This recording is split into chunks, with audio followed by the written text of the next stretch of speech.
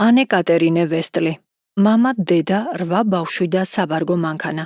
ნაკადული, თბილისი, 1965 წელი. მამა, დედა, 8 ბავშვი და საბარგო მანქანა. იყო და არა იყო რა. იყო დიდი, ძალიან დიდი ოჯახი. მამა, დედა და მათი 8 შვილი. ბავშვებს ერქვათ მარენი, მარტინი, მარტა, მაცი, მონა, მილი, მინა და წრიპა მორტენი. მათთან ერთად ცხოვრობდა დიდი საბარგო მანქანა, რომელიც ყველას ძალიან უყვარდა. ან როგორ არ ეყვარებოდათ, საბარგო მანქანა ხომ მთელ ოჯახს არჩენდა. თუ მამის რომელიმე ნაცნობი ახალ ბინაზე გადადიოდა, აუცილებლად სთხოვდა მამას. შენი მანქანით ბარგი გადამაზიდვინეო. თუ რომელიმე მაღაზიაში სადგურიდან საქონლის მიზიდვა იყო საჭირო, აქაც უმისობა არ იქნებოდა. მამასთვის საბარგო მანქანა უნდა ეთხოვათ. ერთხელ მანქანას ტყიდან უშველებელი მორების ზიდვა მოუხდა და ისე დაიღალა, რომ იძულებული იყვნენ ცოტა ხნით შვებულებაში გაეშვათ. ჩვეულებრივ მამა და საბარგო მანქანა ყოველ დილით გადიოდნენ სამუშაოზე და ამისთვის მამა ჯამაგირს იღებდა. ფულს დედას აძლევდა. დედა კი სანოვაგეს ყიდულობდა და ყველა კმაყოფილი იყო, რადგან სად მშიერი ყოფნა და სად მაცხარი. როცა მამა, დედა და მათი 8 შვილი ქუჩაში სეირნობდნენ, გამლელებს ეგონათ პატარა დემონსტრაციაო. ზოგიერთი ჩერდებოდა კიდეც და დედას ეკითხებოდა: ნუ თუ ყველა თქვენი შვილია, რა საკვირველია? ამაყად უპასუხებდა დედა: მაშ ვისი იქნება? მამა, დედა და 8 შვილი ცხოვრობდნენ ნორვეგიის ერთი უშველებელი ქალაქის ცენტრში, ქვიტკირის მაღალ სახლში. თუმცა ოჯახი ასეთი დიდი იყო, სულ ერთი ოთახი და სამზარეულო ჰქონდათ. ღამე მამას და დედას სამზარეულოში ეძინათ ხოლმე, ტახტზე. ბავშვებს კი ოთახში. მაგრამ აბა როგორ დაეტევა ერთადერთ ოთახში 8 საწოლი. ცხადია ვერ დაეტევა. მათ არ სქონიათ საწოლი. ყოველ საღამოს ბავშვები იატაკზე იგებდნენ 8 ლეიბს.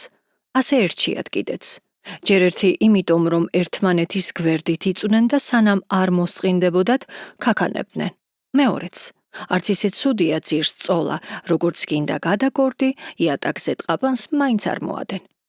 დღისით ლეიბებს კუთხეში ააკოკოლავებდნენ, რომ ოთახში სიხალვათე ყოფილიყო. ყველაფერი შესანიშნავად იქნებოდა ერთი გარემოება, რომ არა. დაბლა ბინაში ცხოვრობდა ქალი, რომელიც სულ ვერ იტანდა ხმაურს. მაგრამ რას იზამ? თუ მარენს ცეკვა უყვარს, მარტინს ხტუნაობა, მარტას სირბილი, მაც კაკუნი, მონას სიმღერა, მილის დოლზე ბრაგაბრუგი, მინას ყვირილი, წრიპა მორტენი კი, რაც ხელში მოხდება ყველაფერს იატაკს უბრახუნებს. ერთი სიტყვით ხომ წარმოგიდგენიათ, რა სიწყნარეც იქნებოდა სახლში. ერთხელ კარზე დააკაკუნეს და ოთახში შემოვიდა ქალი, რომელიც მათ ქვემოთ ცხოვრობდა. მოთმინება დამეკარგა, განაცხადა მან. ახლავე წავალ და გიჩივლებთ სახლის პატრონთან. აუტანელია ამ სახლში ცხოვრება. ნუ თუ არ შეგიძლიათ, დააშოშმინოთ თქვენი აბეზარი ბავშვები. ბავშვები დედის ზურგს უკან დაიმალნენ და იქიდან ფრთხილად იჭყიდებოდნენ. გაცეგონებოდა დედას ერთფაშად 9 თავი გამოებაო. სულ ვცდილობ, რომ დავაწყნარო, თქვა დედამ. მაგრამ ესენი ხომ ისევე თამაშობენ, როგორც ყველა ბავშვი თამაშობს ამ ქვეყნად. ხომ არ მოვკლავ ამისათვის. რა საკვირველია, რამდენიც უნდათ, იმდენი ითამაშონ, თქვა გაბრაზებით ქალმა. მაგრამ ნასადილებს ვისვენებ ხოლმე და ამას იგი თქვენი ხმა რომ გავიგონო, წავალ და სახლის პატრონთან გიჩივლებთ. ამის სათქმელად ამოვედი. რა გაეწყობა? ამოიოხრა დედამ. ჩვეულებრივად მოვიქცევით. ბავშვებმა კარგად იცოდნენ, რას ნიშნავდა ჩვეულებრივად და 4 უფროსმა ბავშვმა იმ წამსვე ტანთ ჩააცვა 4 უმცროს. დედამაც მოიხუია თავშალი, პალტო ჩაიცვა და ყველანი მზად იყვნენ სასეირნოდ წასასვლელად. საით გავწიოთ დღეს? იკითხა დედამ. ახალი მიწები აღმოვაჩინოთ, უპასუხა მარენმა. წავიდეთ იმ ქუჩაზე, სადაც არასოდეს გაგვივლია, თქვა მაცმა. სეირნობისას ისინი ყოველთვის აღმოაჩენდნენ ხოლმე რაიმე ახალს. მაშინ ძალიან შორს მოგვიხდება წასვლა, ჩვენ კი ამდენი დრო არ გვაქვს, თქვა დედამ. მოდით ნავ მისადგომთან მივიდეთ. სანამ ისინი სეირნობდნენ, მამა სამუშაოდან დაბრუნდა. დააყენა საბარგო მანქანა და შინ ასვლამდე გარეცხა და გაწმინდა. მანქანის გასაწმენდი ჩვარი კაბინაში, დასაჯდომის ქვეშ შეინახა. დასაჯდომის ქვედა მხარეს მამას მიწებებული ჰქონდა დედისა და ყველა 8 შვილის სურათი. მამას ეგონა, რომ ასე ბავშვები ყოველ მოგზაურობაში თან დამყვებიანო. თუ მამას ისეთი ვინმე შეხვდებოდა, ვინც განსაკუთრებით მოეწონებოდა, ასწევდა ხოლმე დასაჯდომს და აჩვენებდა ამ ფოტოსურათებს. ესეც ასე, თქვა მამამ. ახლა მანქანაც კარგად იქნება და მეც მშვიდად წავალ შინ. მაგრამ როგორც კი მამამ თავისი ბინის კარი გამოაღო, მაშინვე მიხვდა, რომ შინ არავინ იყო. ეტყობა ისევ გვეწვია ქვემოთ აქალი. მიხვდა მამა და დასასვენებლად წამოწვა. ცოტა ხნის შემდეგ დედა და ბავშვებიც დაბრუნდნენ. საბარგო მანქანა სახლთან არ იდგა. ესე იგი მამა ჯერ არ მოსულა, თქვა მარტამ. სამწუხაროა, ეწყინა დედას. მე კი ვფიქრობდი ყველა ერთად ვისადილებთ მეთქი, მაგრამ რას იზა? როგორ განცვიფრდნენ, როცა შინ შევიდნენ და ნახეს, რა გულიანად ხრინავდა მამა სამზარეულოში. კარგი ოენი კი გვიყავი, ხომ იცი? უთხრა დედა. სად და მალე მანქანა? ჩვენ გვეგონა შინ არ იყავი და გული დაგვწყდა. შენ კი თურმე აქ ყოფილხარ. საბარგო მანქანა? ეკითხა მამამ ნამძინარევი ხმით. მანქანა თავის ადგილზეა, თქვენ ვერ შეგინიშნავთ. რას ამბობ? აღშფოთდა დედა. შეუძლებელია, რომ მე და 8 ბავშვს ვერ შეგვემჩნია ერთი საბარგო მანქანა. აბა მარენ, ჩაირბინე ქვემოთ და ერთხელ კიდევ ნახე. მამა წამოჯდა, კეფა მოიფხანა, დაამტკნარა. გეგონებოდათ კარგად არც ესმის რას ეუბნებიანო. შესაკეთებლად ხომ არ წაიყვანე მანქანა? ჰკითხა დედა. ზრავა ხომ არ გაუფუჭდა? არა, წამოიწეხა მამამ. ხომ გითხარით, ქვემოთ დგას მეთქი. გავრეცხე და შუშებიც გავწმინდე. გეყოფათ კმარა ამაზე ლაპარაკი.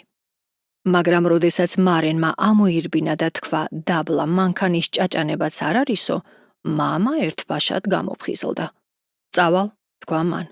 ახლავე უნდა განვაცხადო პოლიციაში. ყველანი გაქვავდნენ, კარგახანს ხმა ვერავინ ამოიღო. იმის გაფიქრებაც კი ზარავდათ, რომ საბარგო მანქანა მოიპარეს. საბარგო მანქანას ხომ ყოველდღე ფული მოჰქონდა და ყველას ოჯახის წევრივით უყვარდა. კაცმა რომ თქვას, მართლაც ოჯახის წევრი იყო. დედა, შენ გონია რომ მანქანა მოიპარეს? იკითხა მარენმა. რა გასაკვირია, ის ისეთი ლამაზია, უპასუხა დედა. მამა მივიდა პოლიციის უბანში. იქიდან დარეკეს პოლიციის სხვა უბნებში და შეატყობინეს. დიდი მწვანე საბარგო მანქანა დაიკარგაო. გავიდა რამდენიმე დღე, მაგრამ საბარგო მანქანის თაობაზე ჩამი-ჩუმიც არსაით იყო. ბოლოს რადიოშიც გამოაცხადეს, რათა ქვეყანაზე ყველა შეეტყო დიდი მწვანე საბარგო მანქანის დაკარგვის ამბავი.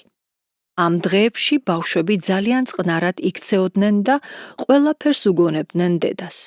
ისინი სულ საბარგო მანქანაზე ფიქრობდნენ და ძალიან ეცოდებოდათ. საღამოობით ლეიბებზე რომ დაწვებოდნენ, დიდხანს ჩურჩულებდნენ. ყველაზე მეც მარტინე ლაპარაკობდა. ხვალ ხელფასის დღეა, მამა კი ვერაფერს მიიღებს.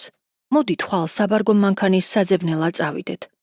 უწლიპურდებოთ, რასაკვირველია, მხოლოდ მარენი, მარტა და მე წავალთ. მე და მონაც წამოვალთ რა, ჩვენ ხომ აღარა ვართ ისეთი წლიპურტები. სთხოვა მაცმა. არა, ჩვენ ძალიან შორს წავალთ. მთელი დღე უნდა ვიაროთ, სანამ არ ვიპოვით, უპასუხა მარტინმა. დაანებე თავი. წაშჩურჩულა მაცმა მონას. ხვალ ეგენის სახლიდან რომ გავლენ, ჩვენც გავიპაროთ და უმაგათოდ მოვძებნოთ. რა კარგია, ეგ ძალიან მოიფიქრე, გაუხარდა მონას. ბავშვებმა მალე დაიძინეს, მაგრამ ქალაქს ჯერ არ ეძინა და ქუჩებში დაქროდნენ. სუბუქი ავტომობილები, ავტობუსები და უამრავი მწვანე საბარგო მანქანა. როგორ გონიათ, იპოვიან მამა, დედა და 8 შვილი თავიანთ საბარგო მანქანას. მოთმინება იქონიეთ და ყველაფერს მომდევნო თავიდან შეიტყობთ.